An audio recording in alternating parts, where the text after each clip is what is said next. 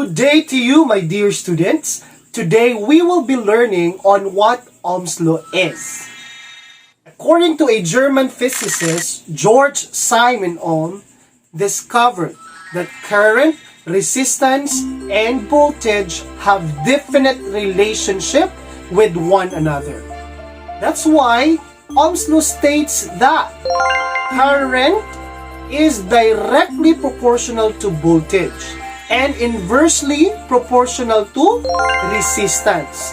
So in layman's term or in our term, if current increases, the voltage will also increase while the resistance decreases.